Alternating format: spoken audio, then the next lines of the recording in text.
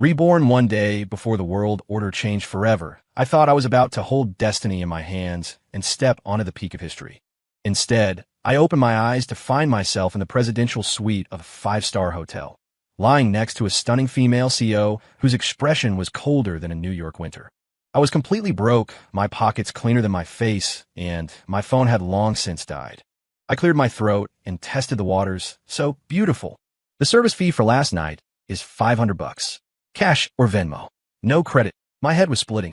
Caleb Vance bolted upright from the soft king-size mattress, the unfamiliar ceiling and the faint scent of expensive perfume causing his brain to crash for 3 seconds. This wasn't his $300-a-month basement apartment where he was afraid to roll over for fear of falling out of bed. This was a hotel. He looked down, realized he was shirtless, and saw the silhouette of a woman under the duvet next to him. Her raven hair fanned out across half the pillow. Fragments of memory flooded back like a tidal wave. The graduation party, drinking until he blacked out, being carried off by classmates. And then, Caleb pounded his head, and suddenly, a jolt ran through him as everything connected. Wait, didn't he drink himself to death after that party? He had died of alcohol poisoning in that cramped apartment, becoming a tragic joke among his college alumni. He remembered the icy sensation of life draining away, the unwillingness to go, the regret. He had been reborn. He was back 10 years in the past, on the very day that would change his fate and the destiny of the world. Caleb threw off the covers and rushed into the bathroom. Staring at the mirror, he saw a face 10 years younger, hungover and haggard. Yes, but full of collagen and youth. He was so excited he almost screamed. God had given him a do-over. He remembered that at exactly 2 p.m. today, a virtual reality game called Genesis would launch globally. Initially ignored, a week later it would be confirmed that in-game gold could be exchanged one-to-one for real currency, and eventually, the game's technology and skills could be brought back into reality. The world order would be completely rewritten. In his past life, he missed the window of opportunity, living in poverty while watching others ride the wind to success. This time, he would seize the initiative. He would be the one on top. As his excitement settled, Caleb remembered there was someone else in the room. He tiptoed back to the bed. The woman under the covers seemed disturbed by his movement and gently turned over. A flawless, sleeping face came into view. Her features were exquisite, like God's most perfect sculpture. Fair skin, long eyelashes trembling slightly. Even in sleep, she radiated an aura of unapproachable coldness. Caleb's pupils dilated. He knew this face. Victoria Sterling. In the next 10 years, she would become the legendary Ice Queen of American business. The sterling capital she founded would stir global markets. She was an existence countless people looked up to. In his past life, Caleb had only seen her on the covers of Forbes and Fortune.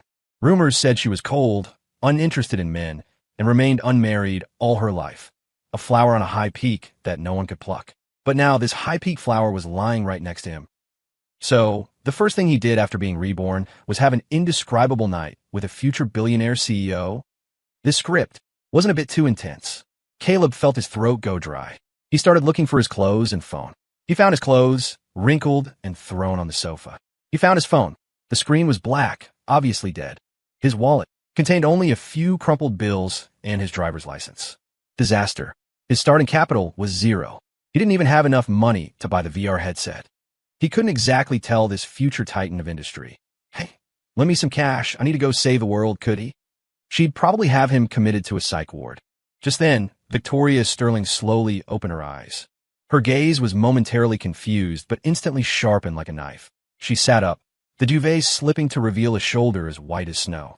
She looked at Caleb, then at the messy bed, and a layer of frost instantly covered her beautiful face. The room temperature seemed to drop 10 degrees. "Who are you?" Her voice was as cold as her expression, devoid of emotion. Caleb froze.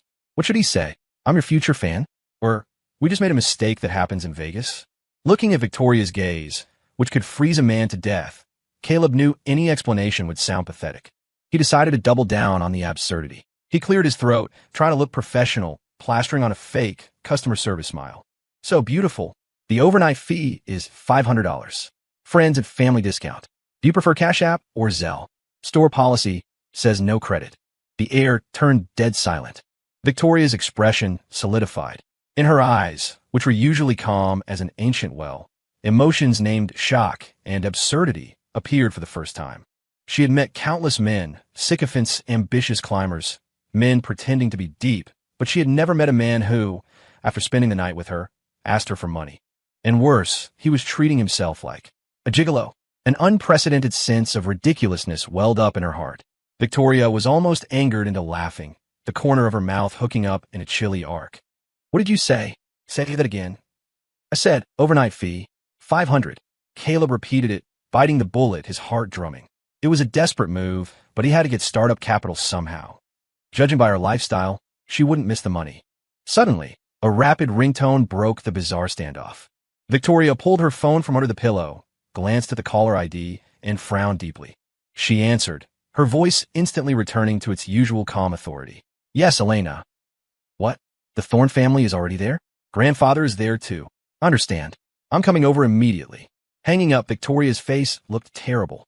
She threw off the covers and got out of bed, putting on her clothes right in front of Caleb without a hint of shyness.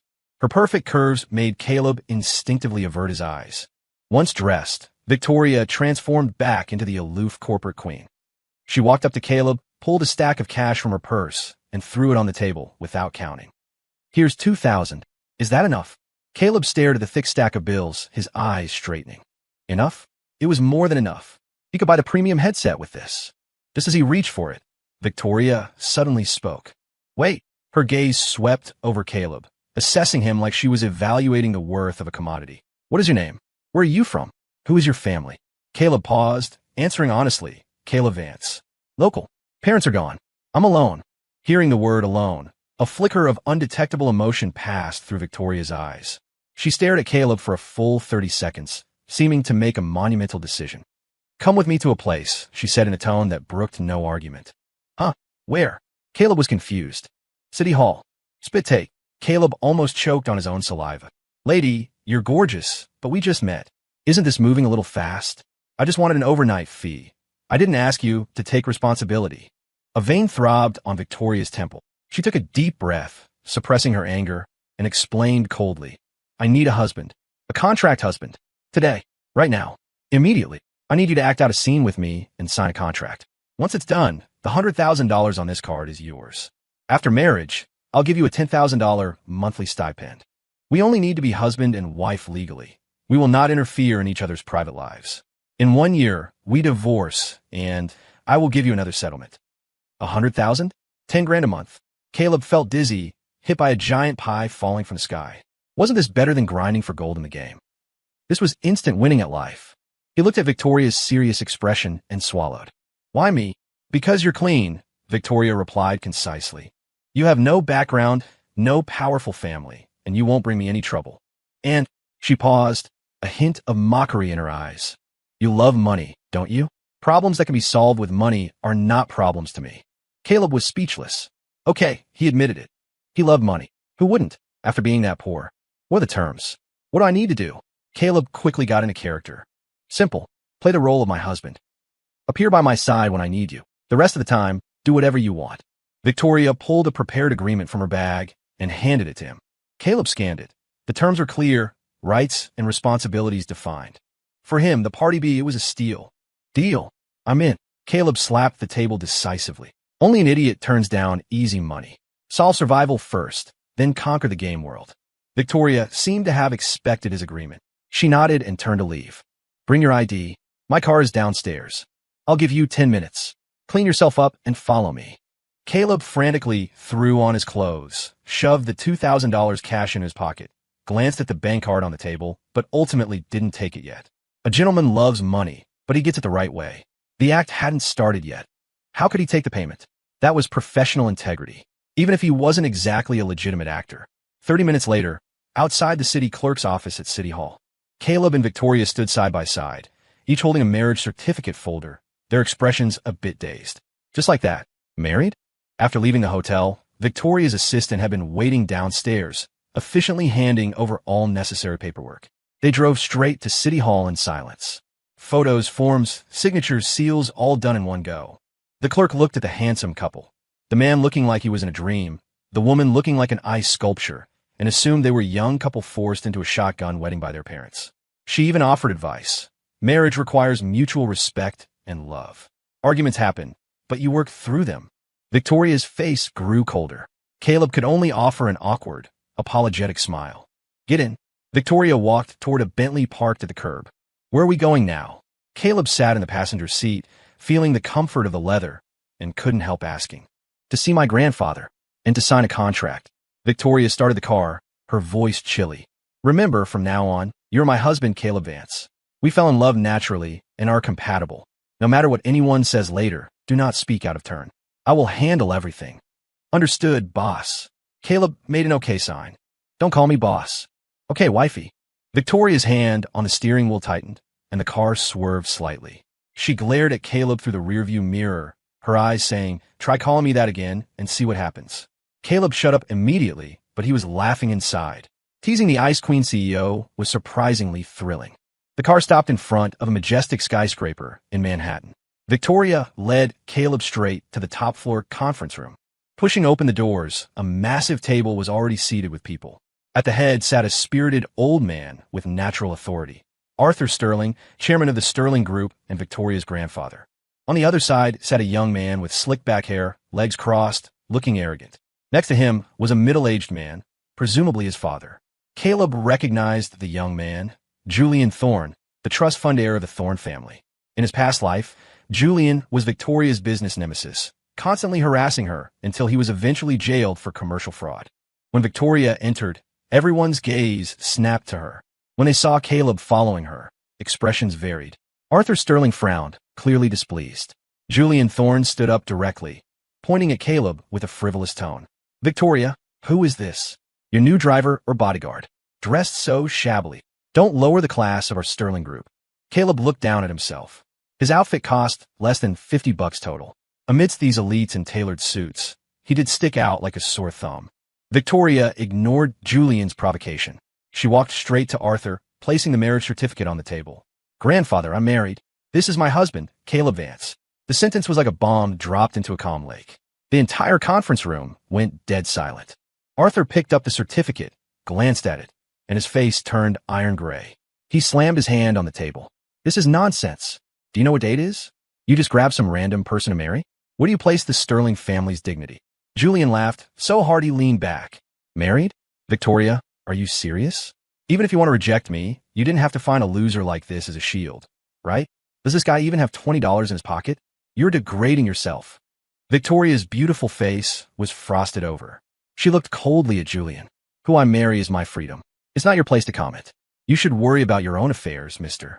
Thorne. She turned to Arthur, her voice firm. Grandfather, you said before that as long as I'm married, the South Waterfront project would be fully handed over to me. Now I've done it.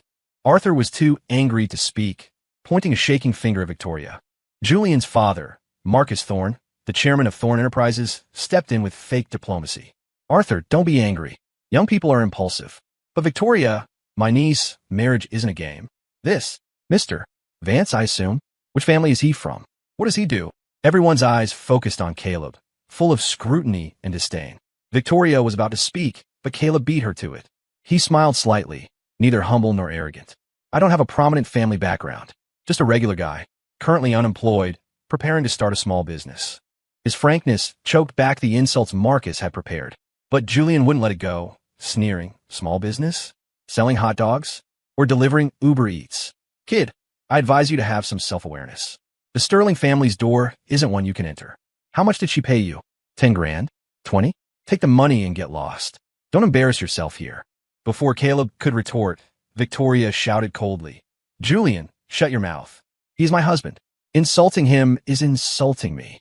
Seeing Victoria defend Caleb so fiercely, Julian's face turned incredibly ugly, flames of jealousy burning in his eyes. Just then, the conference room doors opened, and a middle-aged man in a suit walked in. It was Mr. Harrison, the representative for the South Waterfront Project Partnership. Apologies, everyone. I'm late, Mr. Harrison said apologetically. Mr.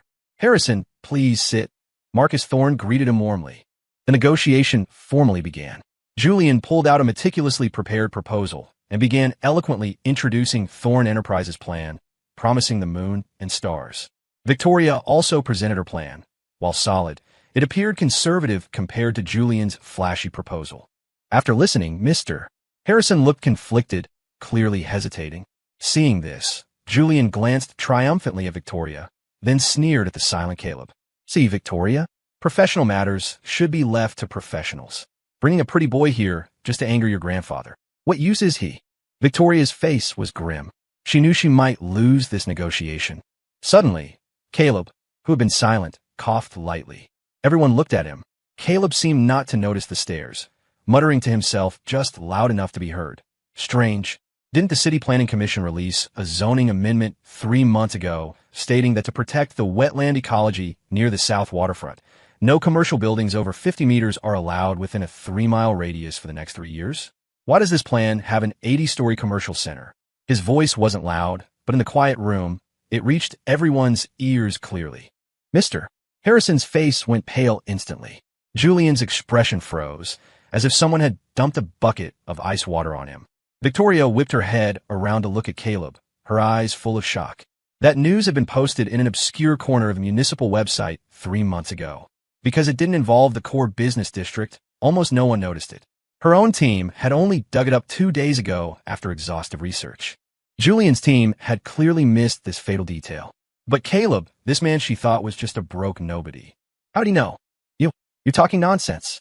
What zoning amendment? I never heard of it. Julian shouted, trying to mask his panic with aggression. But Mr.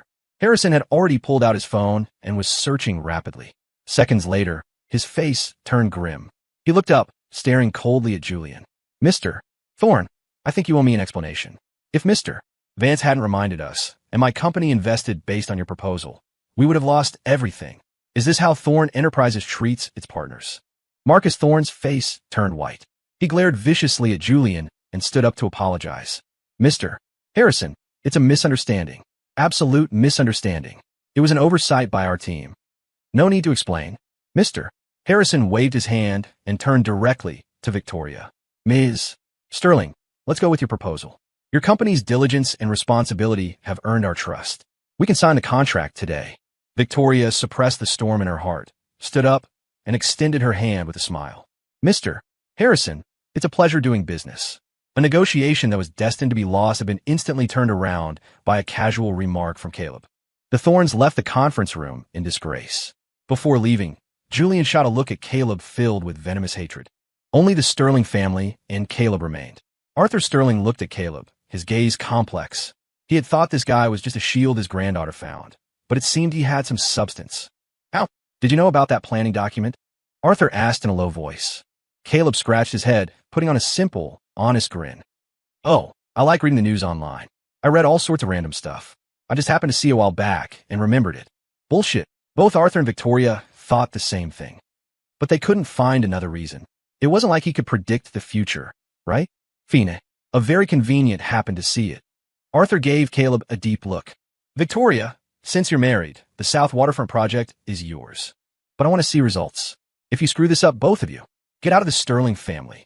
With that, Arthur left, leaning on his cane. In a massive conference room, only Caleb and Victoria remained. Victoria walked up to Caleb, her icy eyes staring him down, trying to see through him. Who are you, really? Your husband, Caleb replied with a cheeky grin. Don't play games with me. Victoria's voice held a trace of suppressed anger and confusion. Don't tell me you really just saw it on the news.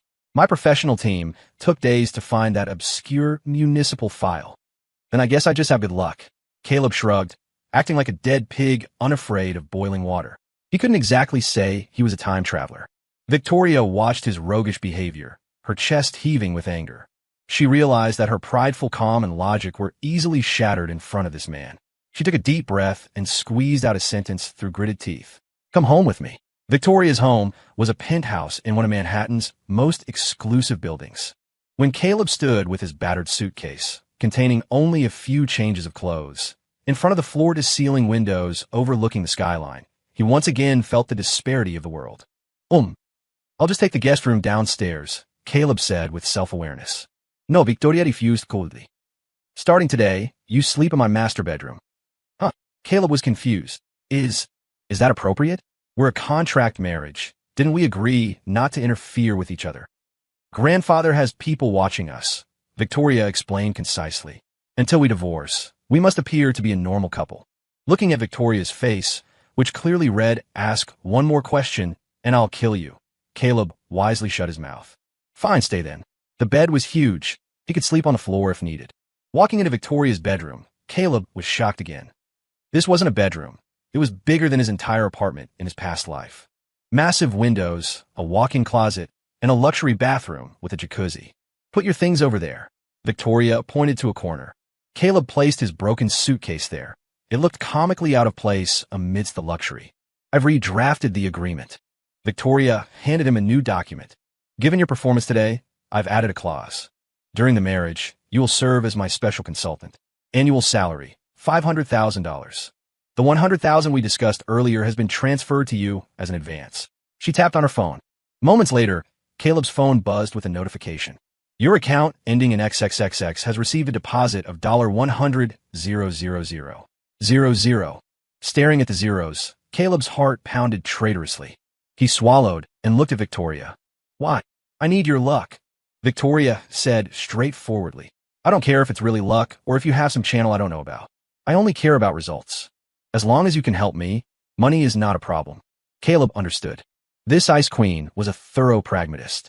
His move today showed her his utility. Deal. Caleb dropped the cheeky expression and nodded seriously. Here are your keys and the key card. Victoria tossed him a set. The housekeeper handles meals. You are not allowed to bring outsiders here without my permission. Also, stay away from my closet and study. With that, she took her files and went into the study, leaving Caleb alone in the gigantic bedroom. Caleb lay on the incredibly expensive mattress, staring at the ceiling, feeling like he was dreaming. Reborn on day 1. Flash married a gorgeous CEO and became a 100,000-aire. This life was too surreal, but he hadn't forgotten his main mission. He pulled out his phone and immediately searched for the Genesis VR headset release info. Official store price $1,999. Limited global release at 2:00 p.m. today. He checked the time. 12:00 p.m. Plenty of time. He placed the order immediately. With the most important thing done, Caleb's stomach growled. He walked out of the bedroom. A housekeeper in an apron was cleaning. Mr. Vance, lunch is ready, she said somewhat timidly. Thanks, just call me Caleb, he smiled. The table was set with gourmet dishes that looked like art. Caleb didn't stand on ceremony, devouring the food. He was starving. Halfway through, Victoria walked out of the study holding a stack of files. Seeing Caleb eating like a starving ghost, her brows furrowed. Watch your image when you eat. I'm hungry, Caleb mumbled through a mouthful of food. By the way, wifey, can I go out this afternoon? Victoria's face grew 3 degrees colder. First, don't call me wifey. Second, what for? I bought something. Need to pick up the package. Victoria didn't say anything else, implying consent. At 2 p.m., Caleb arrived at a courier center downtown. He picked up the massive box stamped with the Genesis logo, feeling incredibly excited. He hugged the box and took a cab back to the penthouse. As he entered, he saw Victoria sitting on the living room sofa, seemingly waiting for him. What did you buy? She asked, eyeing the huge box. A gaming headset, Caleb answered honestly. A gaming headset? A trace of disdain flashed in Victoria's eyes. You took the 100,000 and bought a toy. In her view, gaming was a waste of time, something for children. This isn't an ordinary game. Caleb smiled mysteriously. Wifey, trust me. Soon, you'll know that what I bought today isn't a game console, but a money-printing machine. Slick talker, Victoria scoffed and ignored him. Caleb carried the headset back to the bedroom excitedly. Power on, headset on. Welcome to Genesis. Iris scan in progress. Identity binding. Caleb Vance. Please choose your class. The familiar interface appeared. In his past life, he chose the popular swordsman. This time, he unhesitatingly chose the least popular, most expensive in the early game, but ultimately invincible class, mechanic. Entering the game, the beginner village was packed. Caleb didn't fight for monsters. He went straight to the most remote corner of the village and found a ragged NPC hammering iron. Old Hans the blacksmith. In his past life, everyone thought this was just a generic quest NPC. It wasn't until 3 years later that a player discovered Old Hans was a legendary, god-tier mechanic. To trigger his hidden quest, you just had to hand him a bottle of the cheapest lager while he was working. Caleb took the system-gifted lager from his inventory and handed it over respectfully. Master, you've worked hard. Have a drink. Old Hans looked up, his cloudy eyes glancing at Caleb. He took the beer and downed it in one gulp. Ha, good booze. Young man, you have a good eye. I happen to need an assistant. Are you willing to stay and help me? Ding. Congratulations, player Caleb Vance.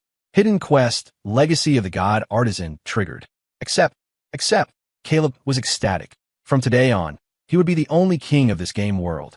For the next few days, Caleb was completely addicted to the game. By day, he helped Old Hans forge, mine, and learn mechanical blueprints. By night, he grinded monsters for materials. Victoria, meanwhile, was busy off her feet. The South Waterfront project had launched, involving a million details. She worked late every night. Though under the same roof, they barely spoke 10 words a day. One night, Victoria dragged her exhausted body back to the bedroom to find Caleb absent. She frowned, walked to the bed, and found him wearing that strange helmet, lying motionless, muttering. Left hook, right hook. Beautiful. Another part secured. Victoria's mouth twitched. This man really was treating a game like a career. She shook her head and went into the bathroom. By the time she showered and came out, Caleb had taken off the helmet and was fiddling with something on his laptop. What are you doing? Victoria asked while towel drying her hair. Oh, selling some stuff? Caleb said without turning around. Curious, Victoria leaned over to look. On the screen was a gaming transaction platform. Caleb was listing an item called Basic Energy Core. Price, $10,000. Are you crazy? Victoria exclaimed. $10,000 for a game item? Who would buy that? They will, Caleb smiled confidently. The energy core he crafted was unique in the game right now. It provided extra energy to mechanical gear, massively boosting attack power. For the whale players who wanted maximum output, 10 grand was chump change. Sure enough, less than 5 minutes after listing, the basic energy core was snatched up. Immediately, his direct messages exploded. Boss, do you have more cores? I'll pay 15,000. 20,000. Sell to me. I run a guild. God Gamer, carry me please. I'm an e-girl. Caleb grinned from ear to ear, reading the messages. Victoria stood there, utterly stunned. She couldn't comprehend how a virtual item could sell for more than the monthly profit of one of her operational teams. Was the world crazy, or was this man crazy? Now do you still think I'm wasting my time? Caleb turned, looking at her smugly. Victoria opened her mouth, but couldn't say a word. Her worldview was being dismantled by this man, piece by piece. Over the next 2 weeks, Caleb made nearly $5 million selling rare materials and gear. He went from broke to a bona fide millionaire. Meanwhile, Victoria's South Waterfront project was hitting a wall. Her rival, Julian Thorne, had secured a massive amount of funding from somewhere and began sniping her in the raw materials market. Whatever building materials Victoria needed, he bought at a premium, causing her procurement costs to skyrocket. Her project budget developed a gaping hole. That night, Victoria sat in the study staring at spreadsheets, brow furrowed. Caleb walked in with a glass of hot milk. Still working? MH. Victoria rubbed her temples, not looking at him. Trouble. Caleb placed the milk near her hand. Victoria hesitated, then explained the situation. She didn't know why she was telling him. Perhaps living together had made her subconsciously view him as someone she could talk to. Caleb listened and laughed. I thought it was something huge. Just a money problem. He took out his phone and, right in front of her, transferred $5 million to her account. Yep. Victoria froze. Take it. Consider it my investment, Caleb said nonchalantly. The money is just sitting there anyway. Victoria stared at the transfer notification, her emotions a mess. 2 weeks ago, she threw $100,000 at him to be a fake husband. 2 weeks later, he was using $5 million to bail out her business. The role reversal made her feel an unprecedented absurdity and a strange warmth. Why help me? She looked up at him. You're my wifey, Caleb grinned. Husband helping wife is the law of nature. Victoria's heart skipped a beat for no reason. She turned away to hide the flush on her cheeks, speaking coldly. This is a loan. I will pay it back.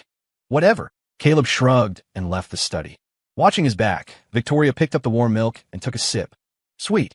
With Caleb's cash injection, the pressure eased, but Julian's offensive grew fiercer. He seemed convinced Victoria was low on funds and kept inflating prices, determined to bleed her dry. Industry insiders were waiting for Victoria to fail. Just when everyone thought she would fold, a piece of earth-shattering news detonated globally. Genesis officials announced that in-game gold could now be exchanged one-to-one for real currency. The game world went insane. Gold prices skyrocketed, and Caleb, the biggest material hoarder and gear merchant in the game, held a stash of gold that amounted to an astronomical figure. He immediately liquidated half his holdings, cashing out $50 million.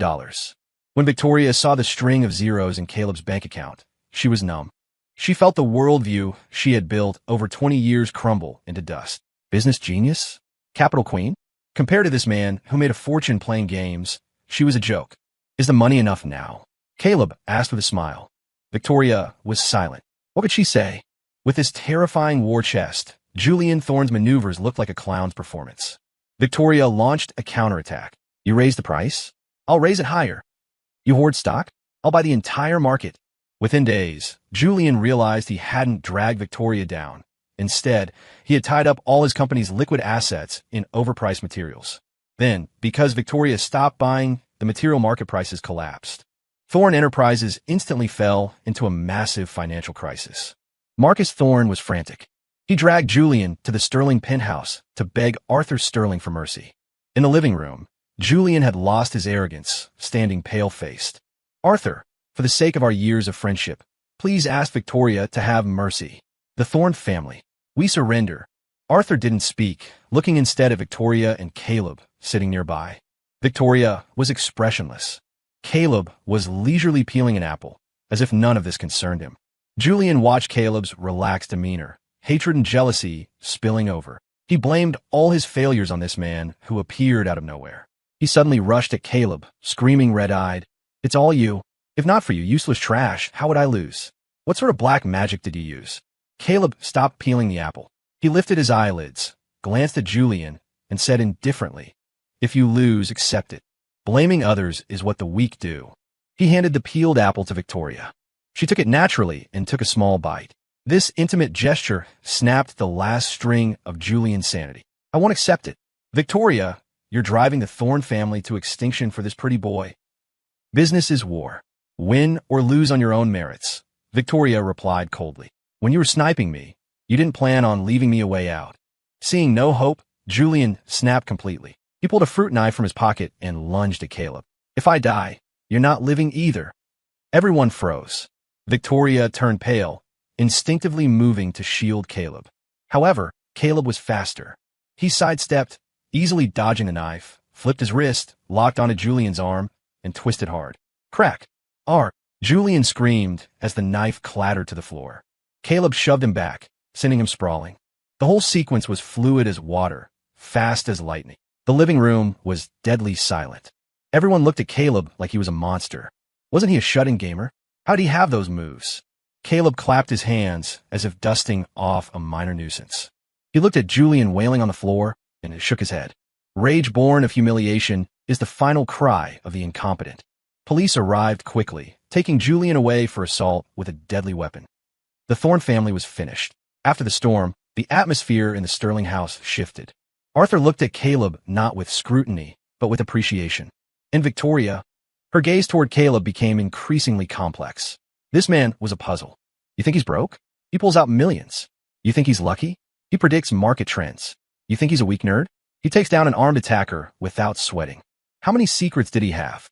That night in the bedroom, Victoria came out of the shower to see Caleb putting on the helmet again. She didn't scoff like before.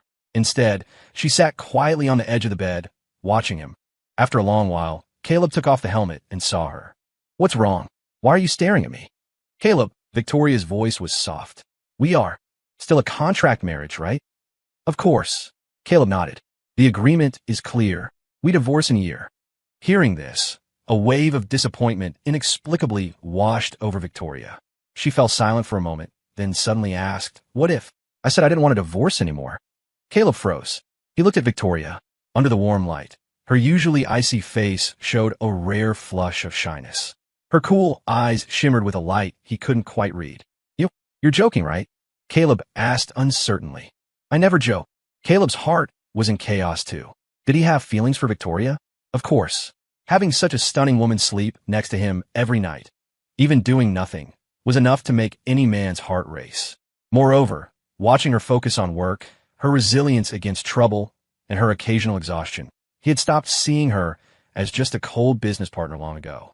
But they started as a transaction. "Give me some time to think." Caleb didn't answer immediately. Victoria nodded, said nothing more, and lay down with her back to him. That night, neither of them slept. The next day, an unexpected person sought out Caleb. It was Arthur Sterling. The old man invited him to a classic tea house. Caleb, Arthur poured him a cup personally. I know about you and Victoria. Grandfather, no need to explain. Arthur waved his hand. I'm not here to scold you. I just want to ask one thing. Are you sincere about Victoria? Caleb was silent. That child, Victoria, has carried too much since she was little. Her mother died early. I pinned all my hopes on her, forcing her to learn management finance, molding her into the perfect heir. But she lost the joy of childhood, lost the right to fall in love like a normal girl. She looks strong and cold on the outside, but inside she is more fragile than anyone, craving warmth. Over the years, I introduced her to many young elites, but she liked none of them. I could tell. They didn't love her. They loved her status, the sterling fortune. Arthur sighed, his eyes full of guilt and love. Until you appeared. You are different from them. You don't fear her. You don't flatter her. You even dare to act like a rascal with her. You treat her like a normal woman. I can see that when she is with you, she is relaxed. She smiles. She hasn't smiled like that in a long time. So, Caleb, if you are sincere, treat her well. The Sterling family will not mistreat you. But if you're just playing, then please, take the money and leave her. Do not hurt her. The old man's words hit Caleb's heart like a hammer. He thought of Victoria's rare moments of vulnerability, her satisfied expression eating his cooking, her unhesitating move to shield him from the knife. Yes, peel away the Ice Queen shell, and she was just a woman longing to be loved and protected. And him, reborn in this life, was it really just for money and fame? Grandfather, I understand. Caleb stood up and bowed deeply to Arthur. I love her. I will spend my life treating her well. A relieved smile appeared on Arthur's face. Leaving the tea house, Caleb immediately called Victoria. Where are you? I'm coming to find you. The office. Caleb took a cab straight to the Sterling Capitol building. He bought a massive bouquet of red roses and, under the shocked gazes of the staff, walked straight into the CEO's office. Victoria was in a meeting. Seeing Caleb enter with flowers, she froze. You? Caleb didn't speak. He walked straight to her, dropped to one knee, and held the roses out. Ms. Victoria Sterling, right now, as Caleb Vance, not your contract husband, I am proposing to you again. I admit, at the start, it was for the money. But now, I've fallen in love with you. I love how you look when you work and how you are in life. I love your strong shell, and I ache for your fragile heart. So, are you willing to marry this man who, aside from money, is also very interesting? Will you let me take care of you for a lifetime? The conference room was dead silent. All the executives stared, slack-jawed, at this scene straight out of a romance movie. Victoria's eyes reddened instantly, looking at Caleb on one knee, seeing the hot, sincere emotion in his eyes. The ice that had sealed her heart for over 20 years completely melted. She reached out and took the roses. Ido. Bonus scene. After a grand wedding, Caleb and Victoria went to a private island for their honeymoon. At night, they embraced on the beach, watching the stars. It feels like a dream, Victoria whispered, leaning into Caleb's chest. Yeah, Caleb tightened his arms around her. Wifey, I've got you from now on. Just then, Caleb's phone rang. It was an unknown number. He wanted to decline it, but some ghost in the machine made him answer. A crisp woman's voice, carrying a hint of mockery, came from the other end. Is this Caleb Vance? It is. Who is this? Ah, you don't remember me? Makes sense. After all, in your past life, we were just strangers drinking on a rooftop together. Caleb's pupils constricted violently. The blood in his body seemed to freeze in an instant. The woman on the phone continued. Don't be so nervous. I just wanted to say, welcome back to our era. Oh, I forgot to introduce myself. My name is Bianca Moon. We will meet very soon. Like and subscribe. If this gets over 100 likes, I will continue this as a full novel. Story complete.